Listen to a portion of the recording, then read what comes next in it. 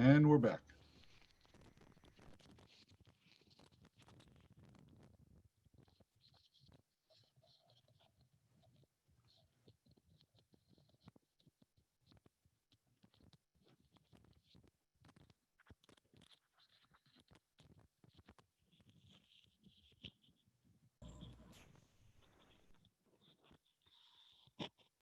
Okay, we're back and it's 1 minute to 7. So we're going to begin the regular portion of our town council.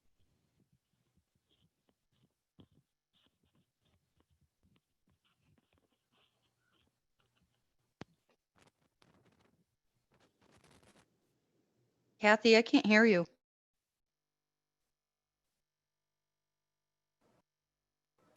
Can you hear me now? Yep. Okay. Yes. Sorry. Technical problem. So I will ask for a motion to approve the minutes of our previous meeting, please. So moved. May I have a second? Second. I have a motion and a second. Are there any additions or corrections to those minutes? Hearing none. All those in favor? Aye. Any Aye. Okay, any opposed? All right, motion passes. Next order of business is announcements and reports. Does anybody have any announcements or reports to make? Madam Chair, Mr. Wazorko? it's not really an announcement or report, but I don't know if at this time we want to add to the agenda an item number 4 under, or it'll be number 4 under agenda item number 11, new business. A motion to a matter appropriate for executive session regarding a personnel matter. Thank you for that. If we look at the updated agenda, I believe it's already on there. Is that Okay, correct? I didn't know if we needed to formally add it or not. Do we have to add that, Robert, to our agenda? Because it was changed from when we first published the agenda. Yeah, I don't think it would hurt. I think just noting it or adding it would be fine. Okay, let's go ahead and do that. Can I have a motion to add under executive session, please? Madam Chair, Yes, please. motion to add under new business, item number 4, moving into executive session. Second that, Second. Madam Chair. Dave Underwood. Okay, have a motion and a second. Any discussion? All those in favor? Aye. Aye. Aye. Great. Any opposed? Thank you. We'll move on from that. So back to the original. Sorry, I mixed up my my agenda here. So I think we're up to announcements and reports right now. Does anybody have anything they'd like to announce or any reports they'd like to make?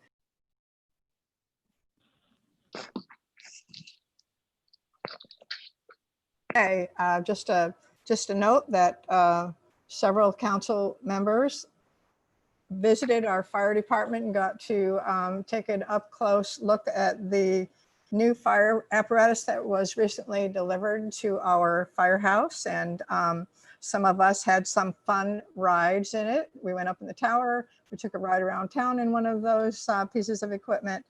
And I'd like to thank Tommy Machini and his team for making themselves available to let us have a look at it and explain to us all the things that all this new equipment can do. So just a note to that it was, I was grateful to them for taking the time to do that with us. Okay, if there are no other announcements and reports at this time, shall we move on to appointments and resignations? We have a couple of those to make. So may I have a motion for item number 2, please? Madam Chair, Yes. motion to accept with regret the resignation of probationary firefighter Lauren Letterman from the Plainville Fire Department. Second. I have a motion and a second. Is there any discussion on that motion? All those in favor? Aye. Aye. Aye. Thank you. Any opposed? Okay, moving on. Madam Chair. Yes, Mr. Underwood. Motion to appoint Leona Bison to the Housing Authority for a term of 1/20/2020 to 1/31/2021. Second. Okay, I have a motion and a second. Any discussion on that motion? All those in favor? Aye. Aye. Aye. Opposed? Thank you. Any opposed? Motion passed. Item number 4 on our agenda. Aviation Commission. Madam Chair, Yes, please. Councilman Wazorko, I'll make a motion to appoint Francis Cawley, 25 Usher Avenue, as an alternate member to the Aviation Commission. Second. I have a motion and a second. Is there any discussion on the motion? If not, all those in favor? Aye. Aye. Thank you. Any opposed? Okay, we're all set. Thank you for that. Motion passes. On to item number 6, Board of Education. I don't know if we have any board members here to make a report tonight. It doesn't look like it. All right, thank you. Moving on. Item number 7, report of the town attorney. Attorney Mastriani, do you have anything for us? Okay, I'm taking it you said you don't, so Sorry. thank did you for that. I read your lips, Mike. Pretty Okay, good. yeah. All right, next item is the report of the town manager. Mr. Lee, you have a number of items on there, so I'm going to let you take over this portion of the meeting. Thank you very much. The first item I have is we've labeled review of police policies, and Police Chief Matt Catania is participating in tonight's meeting to review the Plainville Police Department's policy governing the use of force. This policy was issued on April 1st, 2019. As you are aware, the governor has requested that the legislature meet in special session. I believe that's this Thursday, to consider several items. One of these items is proposed legislation entitled An Act Concerning Police Accountability. Chief Catania will explain the similarities and differences between the Plainville policy and the proposed act. In addition, Chief Catania will speak to the issue of police body cameras. While Chief Catania and I are supportive of having the Plainville Police Department being equipped with body cameras, he has researched what it would cost to implement such a system, and we'll review that this evening as well. And finally, we will review possible grant opportunities for the purchase of body cameras and associated storage requirements. So with your permission, Madam Chair, I would ask to have Chief Catania address the council. Yes, please. Thank you. Hello, Chief. Thank you, Madam Chair. Thank you, Town Manager. Good evening, everyone. Could you hear me okay? All right. So with regard to the use of force policy, the date of April 1, 2019 on this is not completely up to speed. There is an updated revised date probably on yours. With regard to the policy that you were looking at, we left the red pen or the red line edition for your perusal, just to show where the updates are. Now, these updates represent bringing us into alignment with the Police Officer Standard Training Council's updates that were basically taken from the governor's considerations and recommendations. So our policy currently is up to speed and in alignment with the Academy standards. I just wanted to go through a few of these. Little background on our policy management since 2010 has been that we identify approximately 12 to 14 very high impact or important policy issues that we go over monthly. And so those monthly policy updates come by way of email distribution. Then each sergeant on a squad goes over with their squad and gets what would be commonly referred to as a read and sign, so that big impact issues such as domestic violence, use of force, taser use, any of those issues are covered on a monthly basis. The officers also get yearly training at our West Hartford School, updated training in use of force. They have practical training with hands-on type of experience in use of force, techniques and procedures that are timely and take into consideration these changes that we're seeing here today. And there's also the in-house training, some of it informal at roll calls and some of it very formal by going through our policies. So I just wanted to give you some background on what we've been doing since 2010 by way of going through these policies, watching the trends, following the trends, looking to see what training would be appropriate. And I have to tell you, the town council, the town manager have given me a tremendous amount of latitude to supply that training. And as you know from my overtime, it is not a very, how would you say, it's a very costly endeavor. All of this training amounts to a lot of overtime. It amounts to a lot of additional scheduling and additional coverage on shifts to get everybody through this training.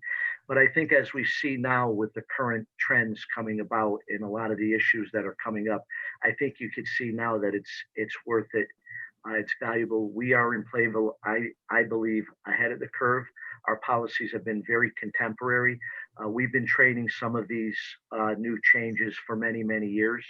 We've been involved in what's called crisis intervention training, where de-escalation has been trained, and we've been doing that for many years, myself personally, for the last 20 years, since 2010 here in Plainville.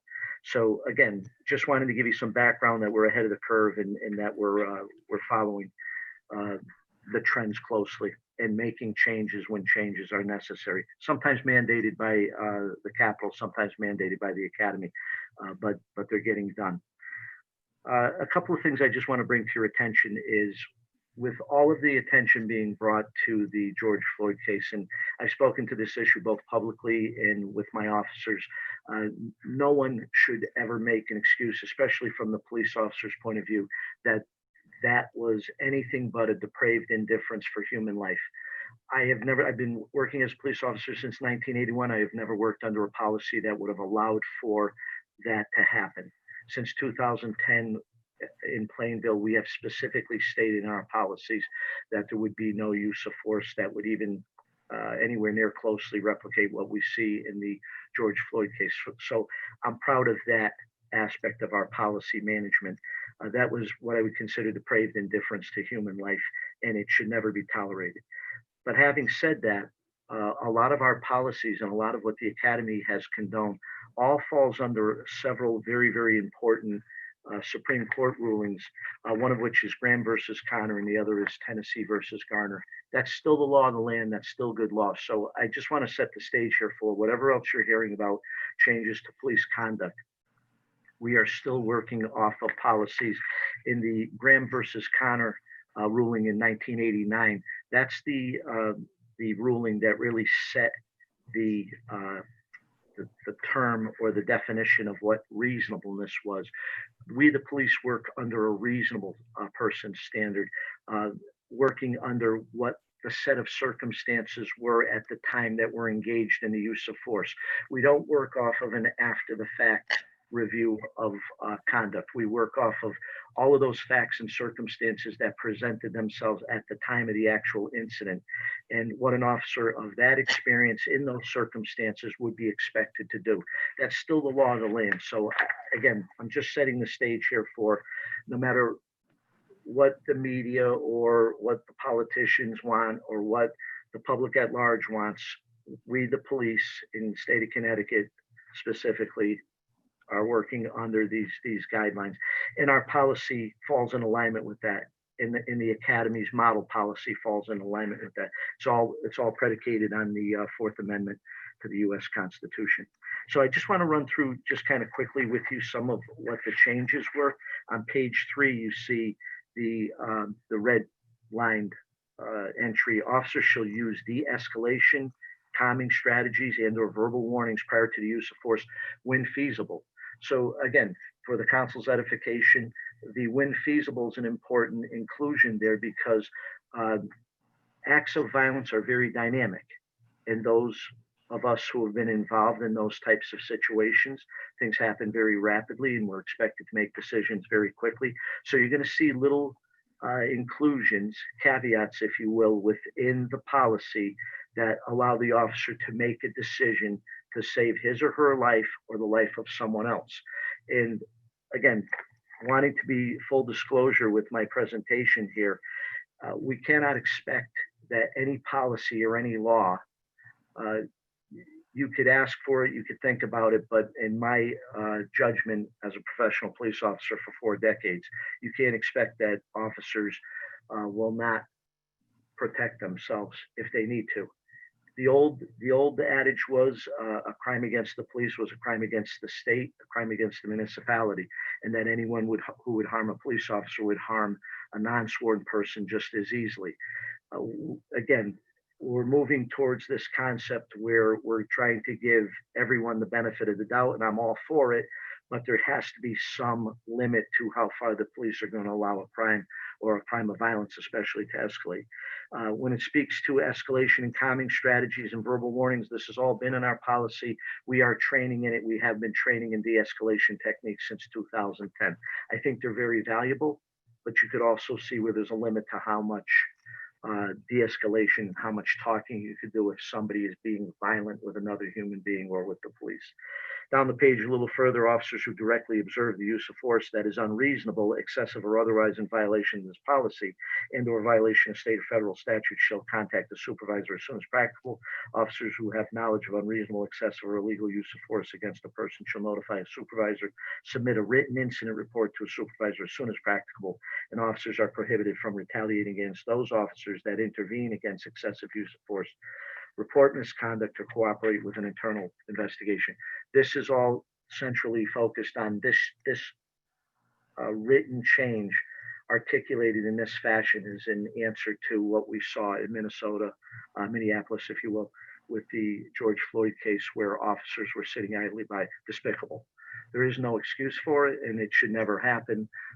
Again, since 1981, I've been trained. We've trained our officers to intervene. If something is happening where an officer has, for lack of better terms, lost their cool or maybe gone beyond the scope of what would be reasonable, our officers are expected to intervene. And if they don't, they will be disciplined up to and including termination. That's something that has been in Connecticut policing for almost 40 years that I'm aware of. Moving along to one of the other red pen items on page 6 under age deadly physical force restrictions under 1A, intentional use of a chokehold, neck restraint, arm bar, cartoid artery hold, lateral vascular neck restraint, or hold with a knee, with or without a device that restricts a person's airway. This is under restrictions. You can see that some of that is still in black because we have restricted that for many years. The caveat here, though, in again being full disclosure, that if that restraint would prevent the death of another person, that may happen. A very simple example of that is we get to a call and someone is strangling their spouse, and we peel the person off of that person to stop that activity by pulling them off. What we're training our officers to do is you get the person off of the victim and then use another technique to subdue them. But I don't want to mislead anyone into believing that in a crime of violence, if it was necessary to take a person off of another human being that's being strangled or being assaulted in a violent manner, that might not happen. What we're driving at here with this policy is we do not want to see anything even closely resembling to the Minneapolis case. Again, there was absolutely no reason for that. The suspect, Mr. Floyd, was handcuffed. There were other officers holding that party's legs down. There was really no reason other than to put a hand on a shoulder to hold that person in place if that was even necessary. So we're approaching this from the angle that we're following the Academy's model policy. The model policy follows what for the most part, what the governor has been looking for in restricting use of force. In my opinion, it does not go so far overboard that the officers can't protect you, our citizens, and us, the police. So I think we're striking that balance. I think our past performance has shown that we are striking the balance. We've seen through videotape, and it kind of segues into our discussion about body cameras, but we've seen through physical evidence, video footage, that our officers are conducting themselves within policy and with a tremendous amount of restraint. And with that, that's just kind of a brief overview, but I'd love to answer any questions if anyone has any. Anybody have any questions for Matt regarding the changes to the police policy in Plainville?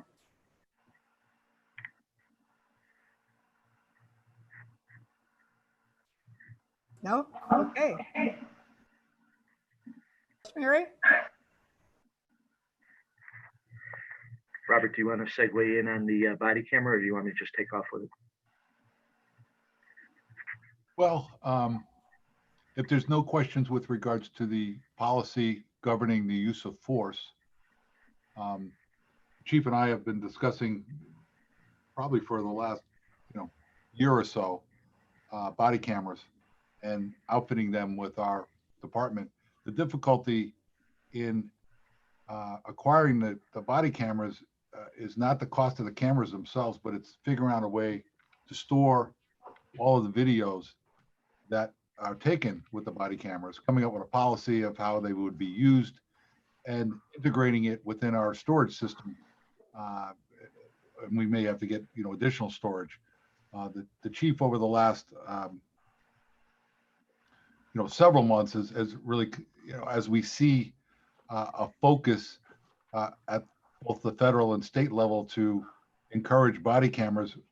And in fact, the proposed legislation suggests that it should be mandated that the Connecticut police departments have body cameras.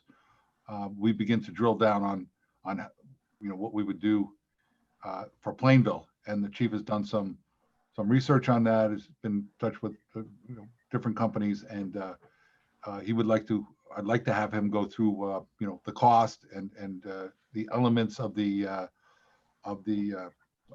purchase, as well as the potential annual cost as well. So, Chief, turn it over to you for that. Thank you. All right, so if we go back to 2010, we started off with one or two working in-car cameras. And that was the fledgling start of the camera program, the video camera program in Plainville. And we continued to beef that up. So I wanted to go through, starting off in 2010, we saw a need for video interaction with the public, with our suspects, with different incidents, evidence collection, etc. And the car cameras brought us a long way. So we, with the help of the town manager and with the help of the town council and our citizens, we brought that up to a camera in every car.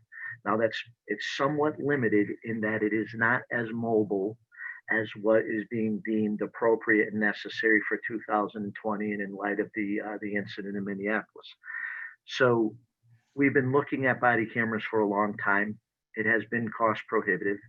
There are a tremendous amount of considerations, but I use the car cameras as an example as to why I believe this is important for now.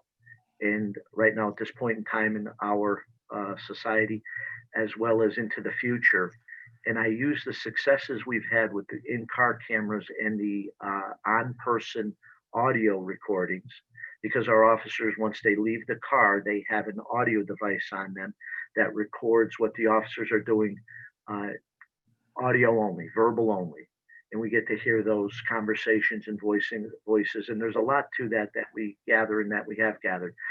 We've been hugely successful. Mr. Lee has sat in with me on several different occasions when I refer to our citizen when they come to us as our customers, and they'll come in and they'll say, the officer took the license off of my visor and stole it when I wasn't looking. And we'll put the video camera on. The citizen sits with me, we watch, and at no point during that car stop did the officer go anywhere near the interior of the car. And the person looks at me and says, I'm sorry, I must have been mistaken. I see video surveillance from the police officer's body cam as well as the car cam as necessary.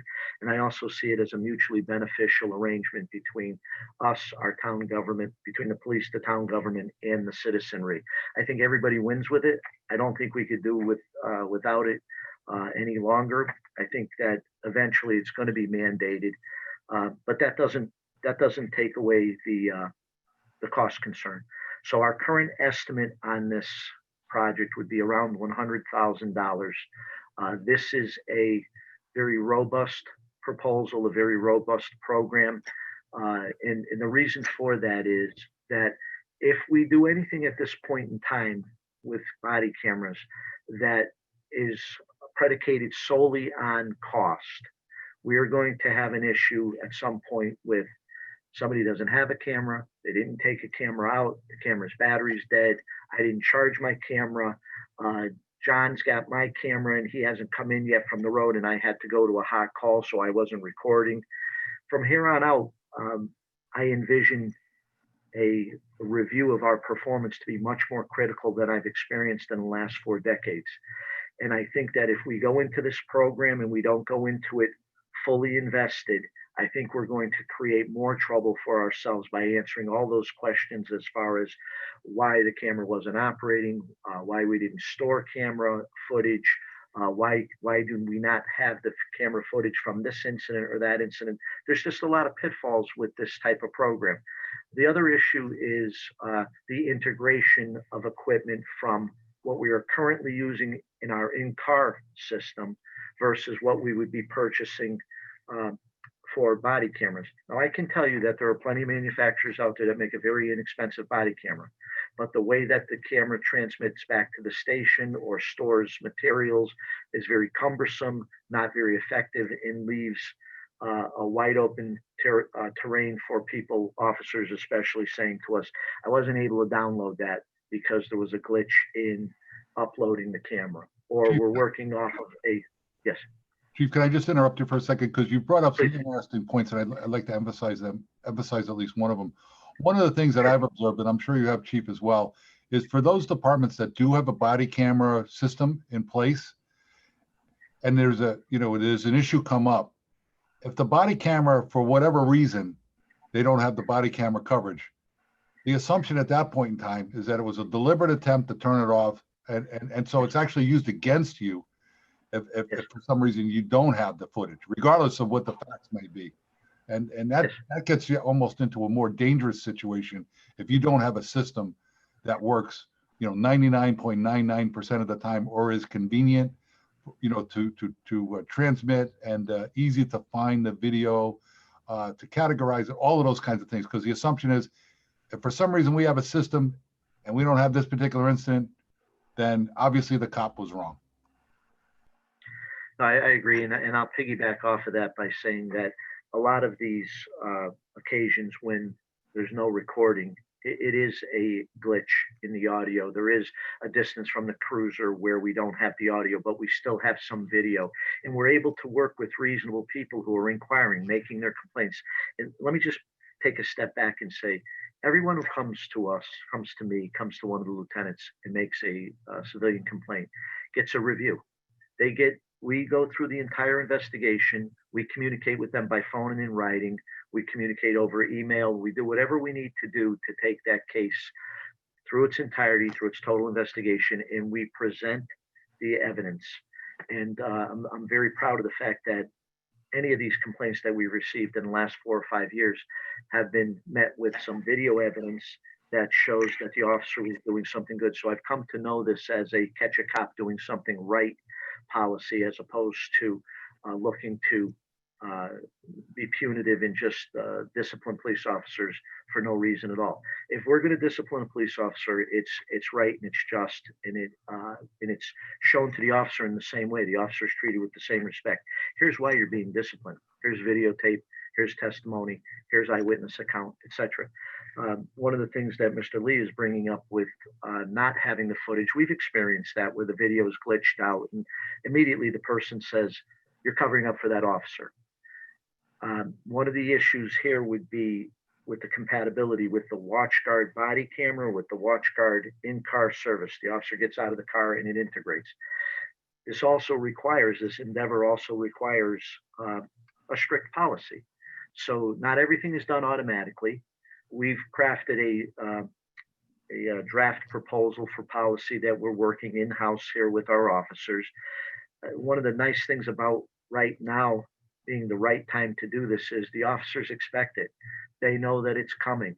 They could see the trend across the United States that this is going to be a reality. This isn't something that the unions can stave off because it's a change in working conditions or whatever. This is a righteous move to, in my world, protect the officers and protect the community from, illegitimate claims against them. Both the community, as you all know, when we get sued, all of you are well aware of it.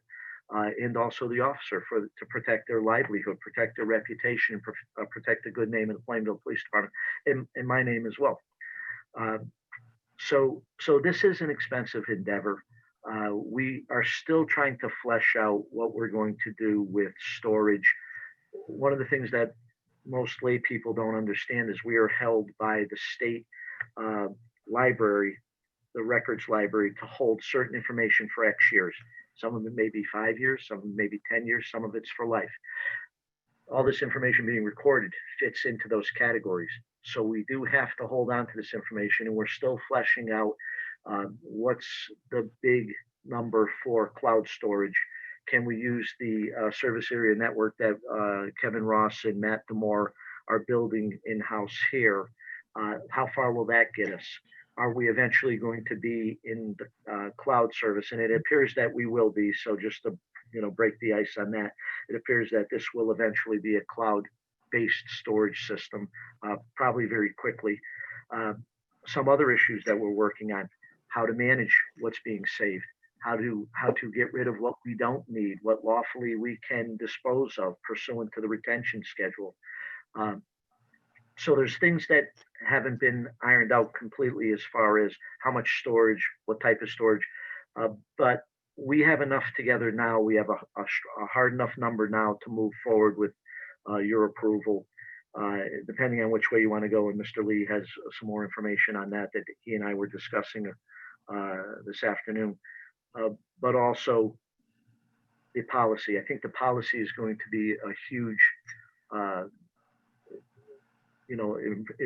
would you say? I think it will support this program wonderfully, because we see other departments that are very strongly involved with body cameras for the record, but we see videotape of officers misbehaving without their camera on their person or not pushing the button to activate it. So we're crafting a policy that says, citizen interaction, you must have the camera on. If you don't have the camera on, it's going to be deemed as, ipso facto, if you will, that you violated policy, and then the appropriate discipline will take place. It has to be that strongly presented by policy, or we're going to be in a situation where the challenge will be, why did that officer have the camera on? Because things could go bad very quickly. We've had incidents here where a medical call, which some policies in other towns say on medical calls, you don't need them on because it may be a HIPAA violation. Well, we don't fall under HIPAA with that. And the second piece of the puzzle is we have experienced here a medical call where the tension is so high in the family unit because of a loved one being sick or being injured or having to go to the hospital or having to be committed, where the officer is assaulted. And we want that video. So we're designing our policy around real world interactions with the public and with our suspects and with our witnesses. And we're taking a lot of things into consideration: confidentiality on juvenile matters, not filming some issues that are confidential, not filming our techniques in certain areas. So there's a lot to this, but I think we're ready to go. I think the money is really going to be the holdup. I know that Robert shared with you a letter from the NAACP representative in our area, Lexi Mangum.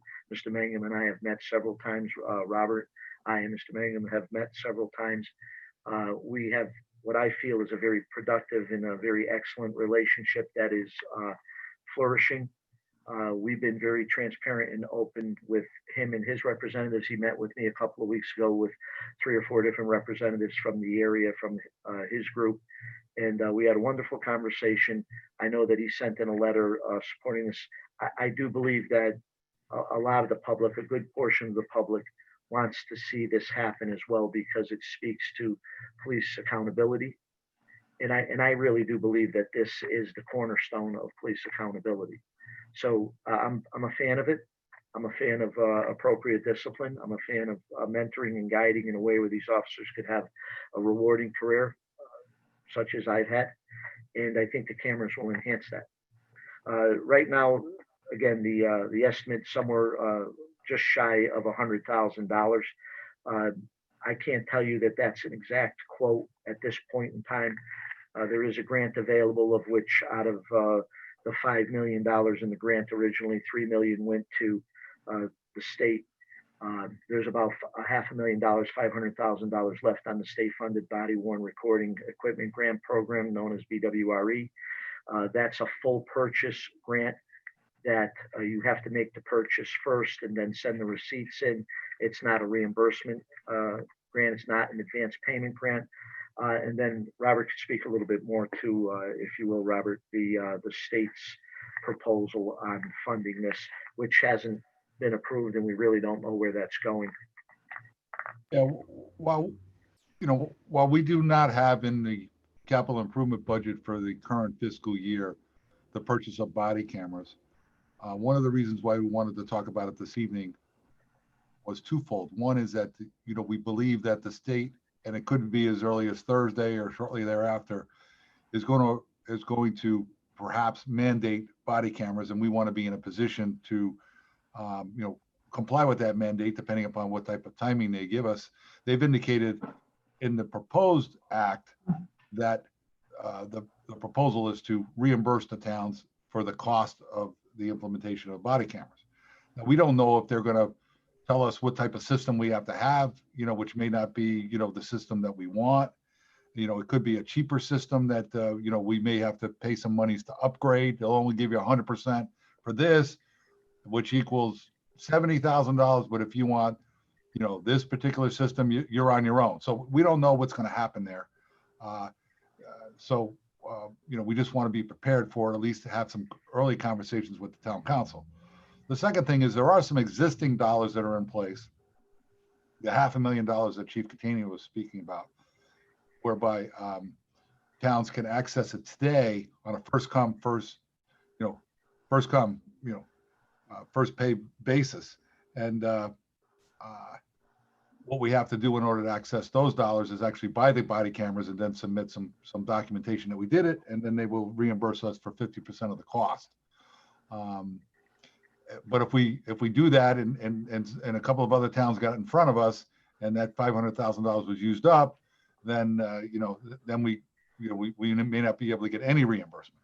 So I think our recommendation at this time is to keep an eye on the where the current proposal is going, which would reimburse the towns for the full value of the purchase of the body cameras, but be in a position if that doesn't look like it's going to be,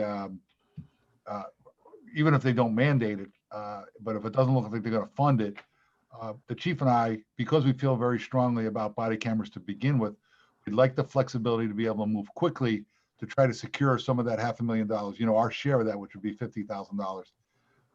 And we believe we can move quickly on it if we had the advanced support of the town council, if we felt it was necessary to go in that direction. So if you have any questions with regards to that, certainly try to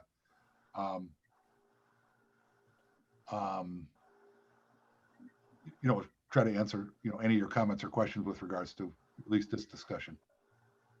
Robert, if I may also, Madam Chair, just to tag on to this, I didn't go through what this equipment is, but in layman's terms, this has been spec'd out for 40 individual units so that everyone had a camera assigned to them, serialized, assigned to their name and in their custody for recharging and for implementation when they came on duty. The policy would mandate that it was to be worn on the uniform at all times while on duty. There's also docking stations, recharges, as you can imagine, with everything else involved with the computer world and with, video devices. There's all kinds of battery maintenance and that type of thing.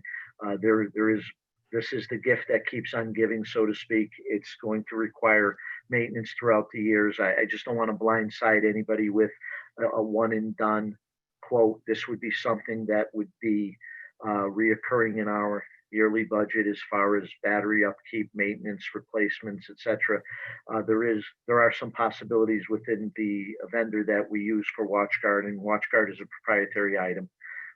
It's only sold through dealers that WatchGuard wants it to be sold through.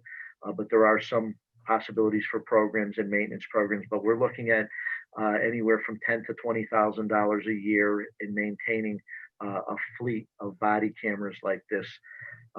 That would be inclusive also of the quote that I originally got was inclusive of hosting and storage. And they roughly figure that for around $500 a device. it goes down a little bit the more you have or the more you're involved with it. But I'm giving you relatively high numbers so that I'm not under delivering when it comes to or setting us up for failure and saying to you, yes, we could do all of this for $50,000 and then the project goes to $100,000. My assumption is the project will go to $100,000 and yearly there will be a cost. I am considering and looking at what we can switch out or do without.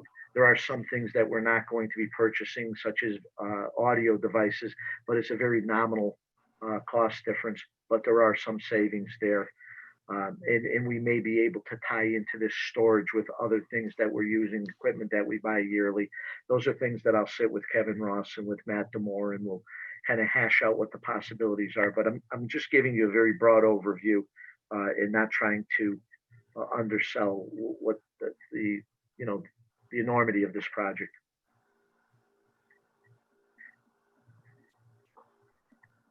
Does anybody have any questions for the chief or for Robert regarding the proposal? I guess at this point in time, I'm looking, Robert, are you looking for a consensus to move forward? You are keeping an eye on what's happening up at the state in terms of funding, and you'll get back to us. But tonight, do you just want a general consensus that the council is okay going forward with some type of program for body cameras? Yes, I think what we're looking for is the council, does the council agree with our recommendation that we should implement body cameras and look at all resources that are available? And if there's some advantages to doing it sooner than later, even if it's not budgeted in the current fiscal year, we just want to prepare you that we may come back and say, hey, this is the way we see things playing out. We're gonna have to move quickly and you'll be up to speed on why we're recommending body cameras and the estimated cost. That's all. Okay, does anybody have any objections to moving forward at this point in terms of the program that the chief and Robert have explained to us tonight? Madam Chair, I'm in favor of this. I think it's really important for our police force to have these cameras. It's going to be a good thing for everyone, I think. I agree. Madam Chair, Dave Underwood, I'm in support of it also. Chief, would it be any less expensive if we regionalized the purchases? The problem, Mr. Underwood, with that is everyone's using a different device. There are some devices that, believe it or not, are even more expensive. So somebody may be using Taser's product. Axon is Taser. They make a body cam. So they're purchasing that. We couldn't really regionalize with anyone other than other companies that may be buying. But what I already have been told by WatchGuard is that they set the price and that's that. Again, their technology is specific to them. So they're in the driver's seat as far as sales. I don't know of any, I've done pretty extensive internet research on what people across the country, what police officers across the country are doing with purchasing these. And I haven't seen any articles on regionalization bringing the price down. But I'll continue to look for sure. Thank you, Chief. Madam Chair? Yes, Rosemary. Hi, it's Rosemary Moranti. I'd certainly support it as well, and just wanted to thank the chief for coming tonight and for presenting all the information about body cameras and really explaining, and I hope a lot of the public is watching, why they are definitely an everybody wins type of strategy. Thanks, Madam Chair. Rosemary. Anybody else? Madam Chair. It has my full support, and thank you, Chief, for spending the time to talk with us about it. Thank you. Okay, hearing no objections, Robert and Chief, I guess you have a go-ahead to continue to work on this and see what you can bring back to us. Thank you very much, Madam Chair. Thank you. Of course. Robert?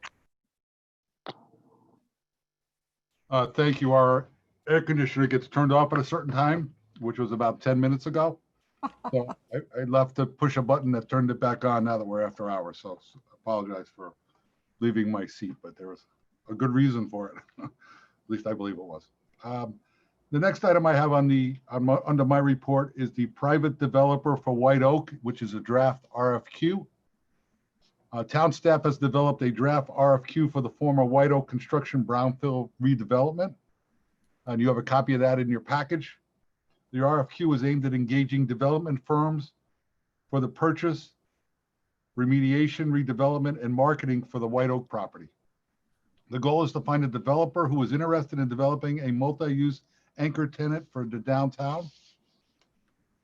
The town has submitted 2 state applications that are currently under review. These applications include a request to modify the groundwater classification from GA to GB, as well as acceptance into the abandoned brownfields cleanup program. Approval of these 2 applications would make the White Oak property more attractive to potential developers, and that's why we have that in our RFQ so that developers are aware, and we feel relatively confident that that we would be accepted into one and hopefully both of those programs. Town staff is seeking town council input on the proposed RFQ. Once town council authorizes moving forward, we would advertise the RFQ, send it out to firms that that we are aware of, might be interested in this. I've had some people contact me as well to share that with them, and give 30 days for a response and see what we get. We probably have the RFQ calls for a walkthrough. So if a developer wanted to come in, we would make arrangements to do a tour of the building, the site, and provide them with all of the environmental work that's been done to date as well. So we felt that before we went out and sought the RFQ, released the RFQ, that we would have it reviewed by the council and try to answer any questions that you might have about the same. Anybody have any questions or concerns regarding the RFQ for the White Oak property?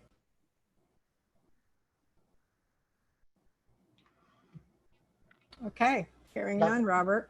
Kathy, what I do anticipate is when we do get proposals, and hopefully we'll get several, that will go through a process, including town council members, where we, if we get 3 proposals, then maybe we would set up a time when we would call in the 3 interested parties and have them address the council to talk about their vision. If there's, we get 10, then maybe we would engage the council to say, how many presentations would you like to have, and give you an opportunity to choose, hey, we'd like to look at, 5 of them, and these are the 5 we'd like to speak to. So we hope to be able to come back to you, perhaps towards the end of the summer, and with returns, with responses, and then begin the process of vetting those responses. And hopefully by then, our applications, up in Hartford will have been, approved by then as well. We anticipate that they could be done by the end of July, perhaps early August. So that would really help us as well. So. Okay, that gives us a good timeline and an approach to doing this. Certainly that property has sat untouched for many years, and I personally think it's time, if we can get this off the ground, it would certainly benefit everybody. So we'll wait to hear from you once you get the approval to, once you get those applications in, and you'll forward it to us or contact us at that point. Okay. The next item I have is that I'm going to talk about is the Farmington Canal Heritage Trail update. I know that when I gave you my draft notes, they were a little bit out of order. I'm trying to follow the agenda that was officially posted. I was working up an older agenda when I did this yesterday. Next item I was going to talk about was the Farmington Canal Heritage Trail. Scott Bushy, who's the lead engineer from the Department of Transportation, has finalized the alignment for phase 1 from Norton Park to the Southington Town line. The DOT will now begin to develop structure design for the boardwalk and bridges that will be required as part of phase 1. They expect to complete their internal design review in the fall and should be in a position to hold a public information meeting in early 2021. They were hoping to have that originally a while ago in in the fall, but because of the COVID-19 pandemic, and they had to take they had to do an analysis of the waterway that goes under Town Line Road because of some of the flows that come through there, and that took them a while to do that analysis. that delayed some of that their final alignment along phase one. But that has been complete. They're now going to go into specific design, and we expect that we'll be in a position to have a public information hearing in early 2021. The phase two survey work has also been completed. This is just a survey. This is the segment from Northwest Drive to Route 72. Once they have the survey complete, they would actually begin to finalize the alignment. Phase three, which is a portion from Route 72 to Norton Park, which is the central piece, is currently being surveyed. The DOT currently has 2 design engineers dedicated to the 3 sections of the trail through Plainville.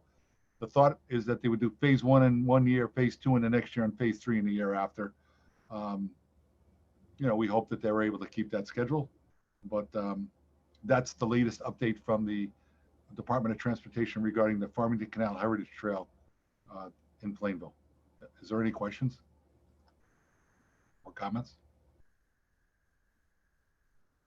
Glad it's moving along slowly but surely.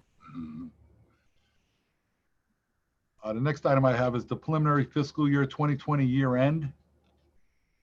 According to Finance Director Rob Buden, who's also on the phone participating in the meeting, preliminary figures indicate that the fiscal year 20 budget will return at least $1 million back to the general fund.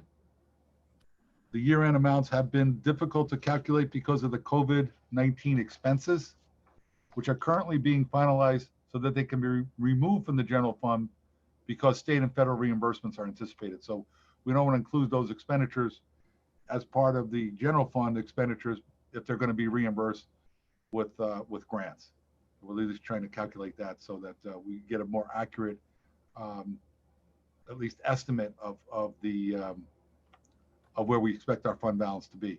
Approximately half of the $1 million is expected to be the result of expenditures coming in less than what was budgeted, with the other half coming in from revenues that exceeded expectations.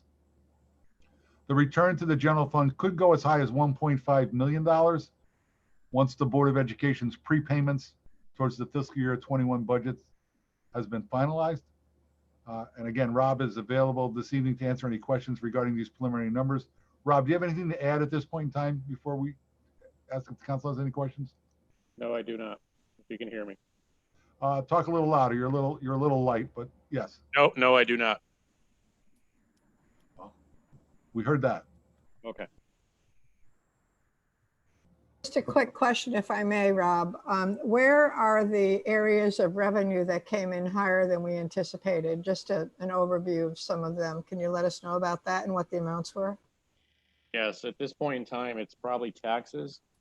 We sent out the tax bills about 2 weeks earlier this year than we have in the past. And part of the issue, obviously, is that we have to deal with segregating the new tax year from the old tax year. We also have 2 brand new employees in the tax office. So I need to make sure that we're coding the receipts into the correct year. So it kind of adds a wrinkle into our equation at this point in time, as well as the expenditures with COVID-19. So it's taking a little bit longer to actually get estimates than we're used to, if you will. But primarily, any revenues are going to be taxes.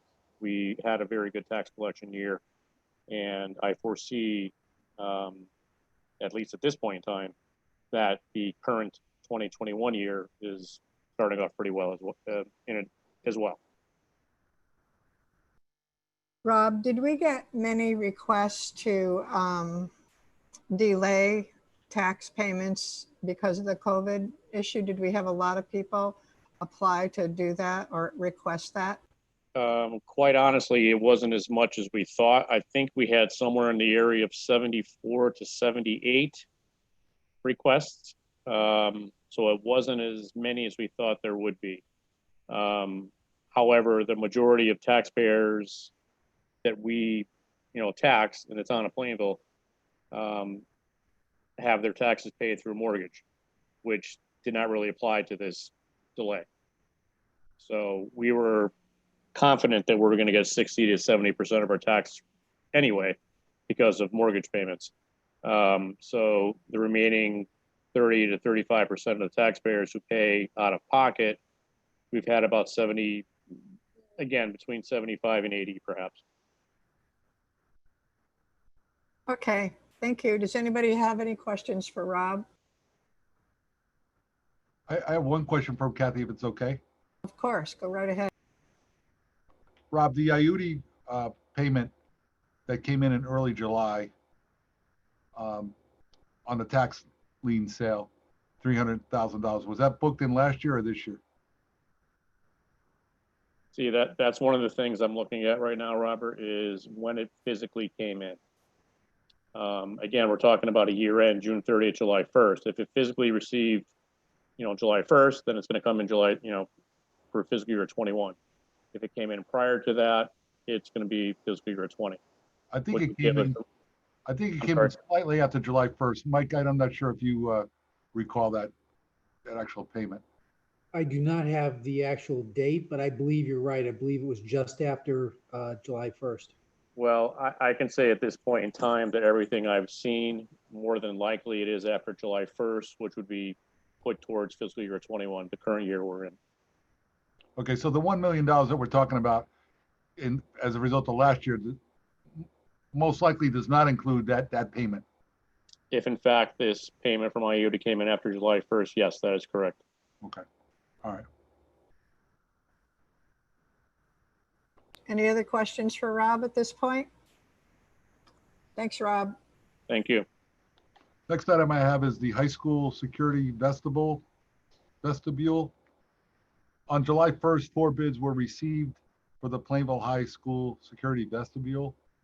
The low bid was submitted by MA&M Inc., doing business as Aresco Construction of Middletown, Connecticut, in the amount of $72,000. There was also one alternate as part of the bid, and Aresco quoted $12,500 for that item. The fiscal year 21 CIP budget has a line item amount of $70,000 for the project. I spoke to both Steve LePage and Steve Bussell regarding the bids.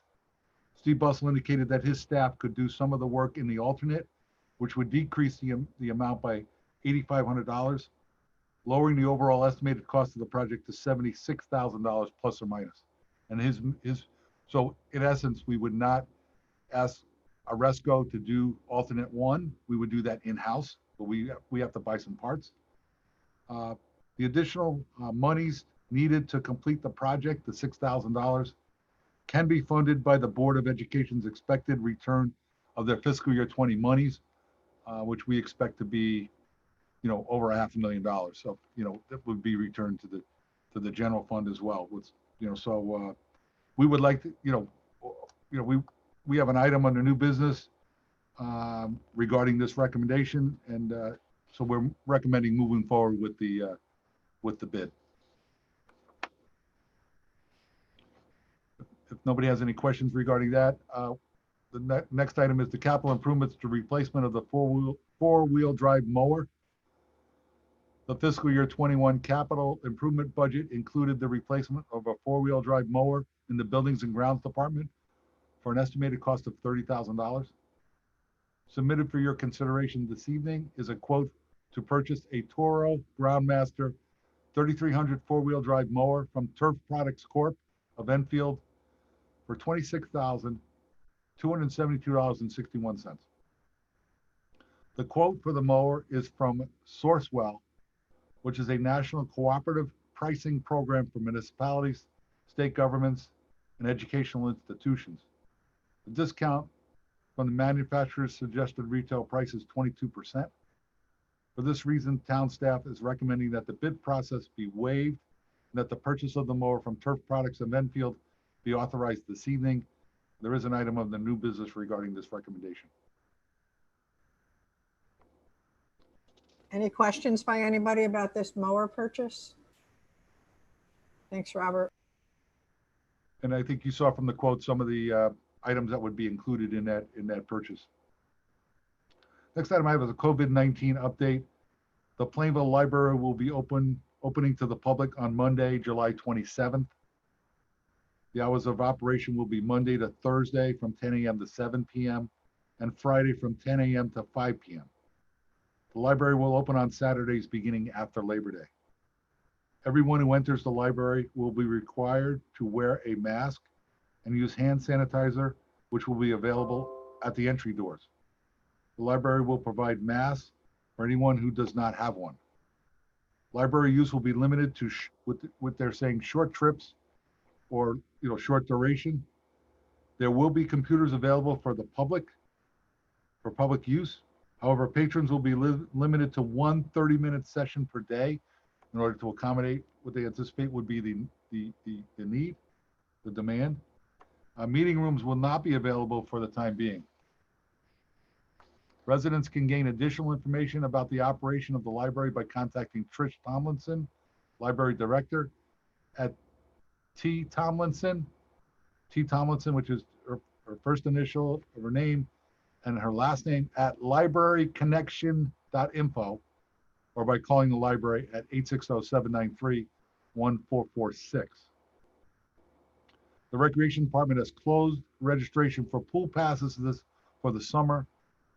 To date, approximately 500 pool passes have been purchased. This has been done because the current restrictions prohibit no more than 50 people in the pool at one time, and it would not be feasible to provide 3 time slots per week if additional pool passes were purchased. That's all I have to report with regards to under my report, and I'd like to turn it over to Kylie Boudry for happenings, which I see she's ready to do. That's okay. Go ahead, Kylie. The Tax and Assessing Office would like everyone to know that the tax office is in collection now through August 3rd, 2020. For the 84 taxpayers who filled out the deferral application, payment will be due October 1st, 2020.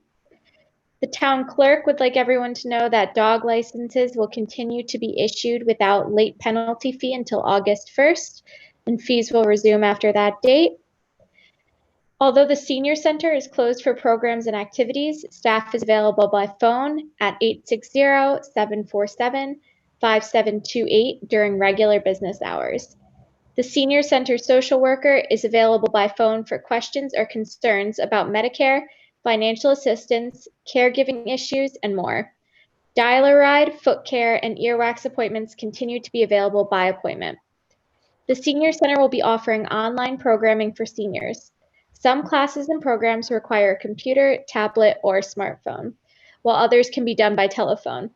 Classes include chair fitness classes with Jared, silver sneakers chair exercise class, yoga lattes, and telephone bingo. Below are some special programs of note. Advanced directives, living wills, and planning for the inevitable by phone or by Zoom on Thursday, July 23rd at 10 a.m. Understanding your Medicare choices by phone or by Zoom on Tuesday, July 28th at 7 p.m. And Jukebox Bingo with DJ Keith Allen on Zoom, Thursday, August 6th at 1 p.m. An update on the 2020 census. As of July 16th, 2020, Plainville reached a 72.2% self-response rate. The national rate is 62.1% and Connecticut's rate is 65.6%. Non-response follow-up, aka door knocking, begins August 11th.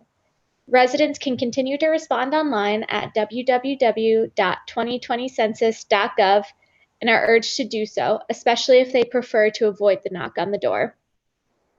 Finally, the Plainville Family Resource Network would like everyone to know that parents with young children are invited to join the Plainville Family Resource Network, PFRN, on Facebook for their summer virtual program On the Farm. Miss Carolyn and Miss Teresa will be live Tuesday and Thursday mornings at 9:30 a.m. and Monday evenings at 6:30 p.m. for pajama story time. Please note, the videos are available anytime on Facebook for you to watch at your convenience. If you're looking for family resources, PFRN is here to help. You can like them on Facebook at Plainville Family Resource Network, and there is more program information on the town website under Spotlight.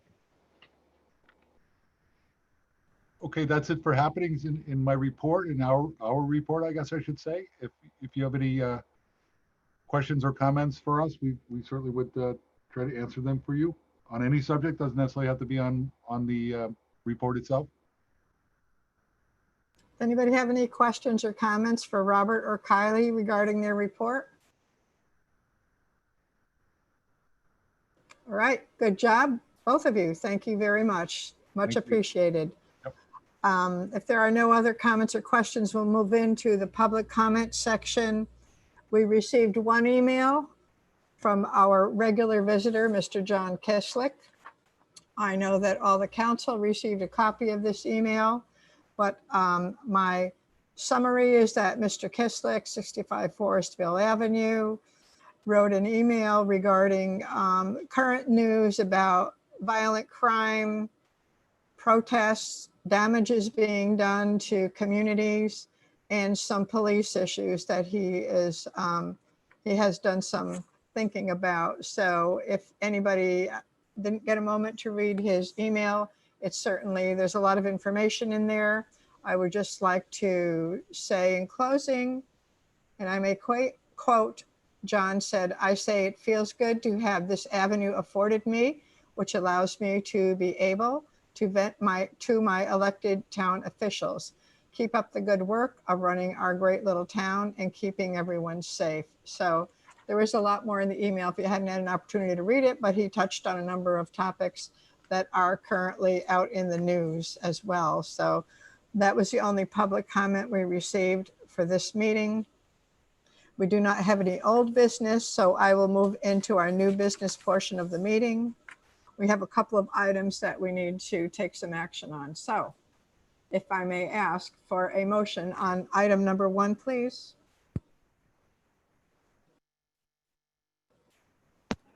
Madam Chair, Yes, thank you. motion to accept bid 2020-13E, the high school security vestibule. Chair Dave Underwood seconds it. Okay, thank you both. I have a motion and a second. Is there any discussion on that motion? If not, all those in favor? Sorry, Madam Chair. Yes. Do you want to Did- include the amount? Well, we probably should include who it's to and the amount, correct?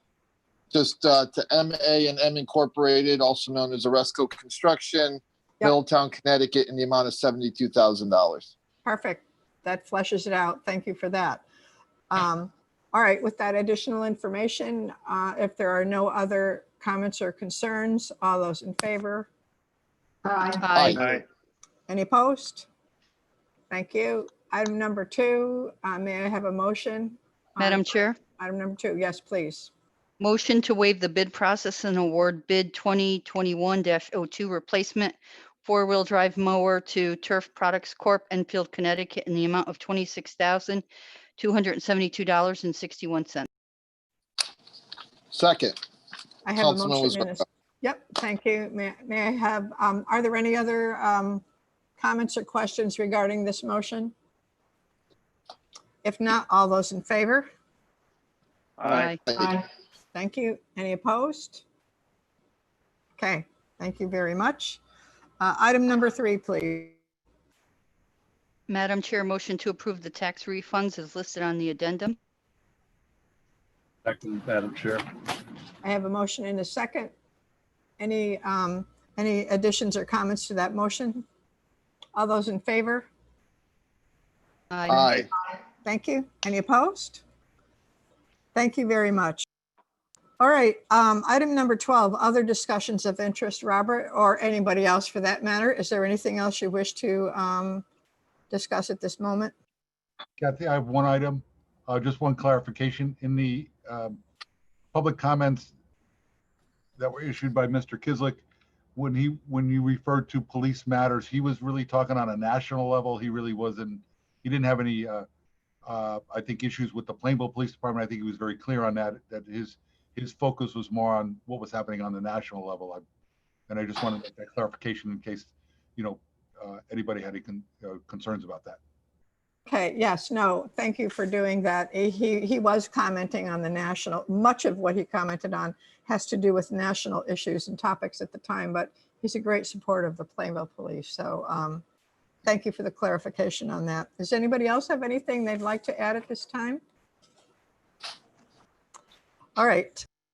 So at this point, I'm going to ask for a motion to go into executive session regarding a personnel issue. However, I would like to ask the council if you would like to take a 5-minute break before we go ahead and do that. Fine with me. Say 8:15. 8:15 for everybody? Yes. Sounds good. Okay, don't forget to log out and then you have to log back in under another email that was sent by Kevin, okay? Yeah, Okay. and Kathy, we just wanted to point out that we're not anticipating that the council is going to come back and take any action after. So this essentially is the end of the council, the regular council meeting. For those that are listening, right? Yes. Okay, thank you. And Madam Chair, I'll make the motion to go into executive session regarding a personnel matter. Thank you. Second. Motion in a second. All those in favor? Aye. Aye. Aye. Thank you. Any opposed? Okay, so we will resume our next portion of our meeting at 8:15, please. Very good. See you then.